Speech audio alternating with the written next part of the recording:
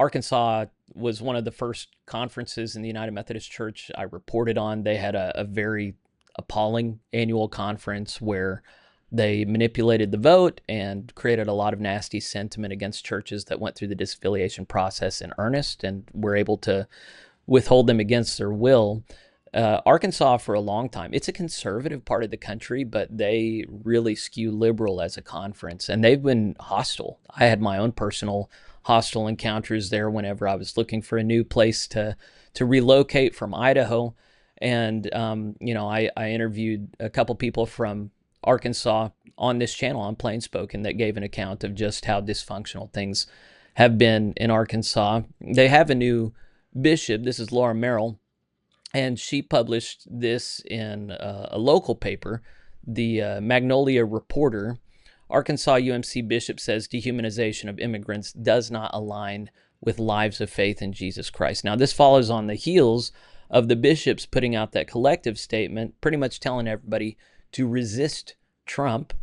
And of course, they had a resist service. This is in Arkansas. This is in Little Rock, Arkansas. And this was a story reported. Little Rock priest calls for resistance to Trump in fiery sermon. That's in a United Methodist Church right there. So I'll come back to that here in a little bit, I think.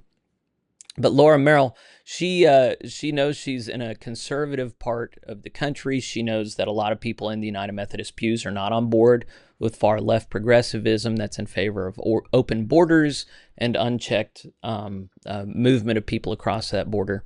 So she tried to put out a statement, maybe kind of lessening the impact of the bishop's statement, even while she still stands largely behind what they said. So she says, I realize there are United Methodists who hold a variety of understandings and opinions. I also know there are churches and families who are suffering greatly during this time. I share this testimony with you in the midst of that diversity. So then she shares about having done ministry in Texas and having had an administrative assistant who was a sassy Mexican who taught her some folk wisdom.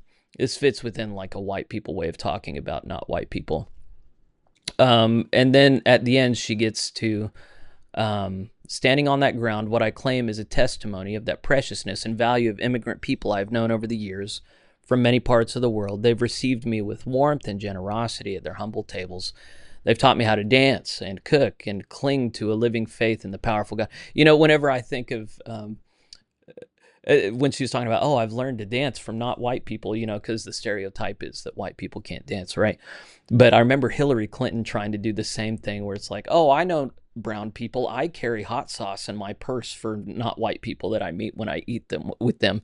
Just like that would offend me if I were brown. But you know, it's one of these things. To be a bishop of the United Methodist Church, you are upper middle class. It's like a laptop class, chattering class job. And then to describe these tertiary interactions you have with not white people of other cultures. Oh, I've seen them, I know them, and they're suffering right now, so I'm called to be in solidarity with them.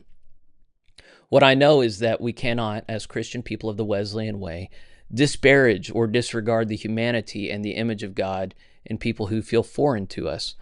What that is right there is a caricature of someone who doesn't exist. There are very few people who just dehumanize these people, disparage or disregard the humanity and image of God in these people. What's being lifted up here is a false dichotomy. Either you affirm the humanity and image of God in people and have open borders, or you hate them and you disregard the Imago Dei and you close the borders. That's what's being lifted up here, and that is a childish caricature that is going to get a lot of people hurt and killed. That doesn't correspond with reality. Whether or not you could confess the Imago Dei, borders are something that in the modern world exist, and they exist for a reason. And if they're not defended, then you find cartels arising and taking advantage of it. You know, so I was very encouraged whenever Scheinbaum, the president of Mexico, got on board and moved troops over to the border.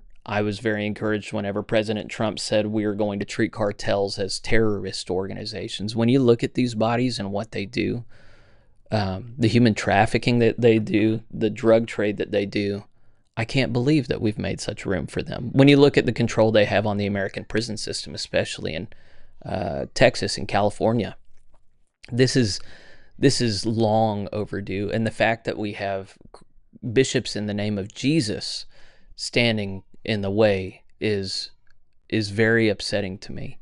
She says the current attempt to dehumanize immigrants is not new. What is she talking about?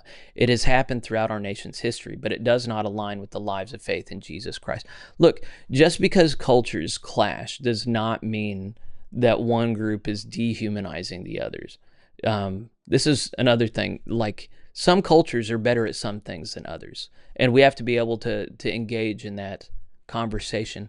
And it is not racist for people to say, look, if you want to be here, then integrate.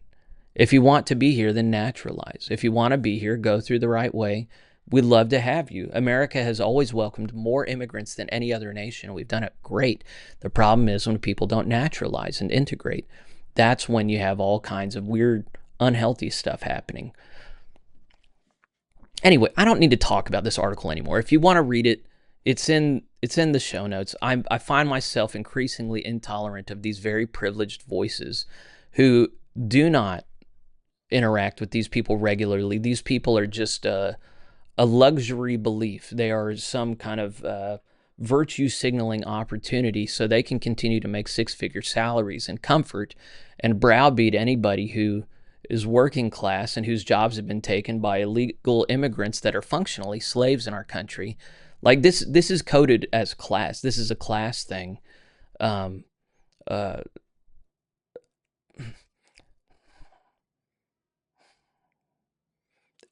continue to speak past one another in this way is not helpful. And the fact that United Methodist bishops are doing it doesn't surprise me. It shouldn't surprise me. It does continue to offend me.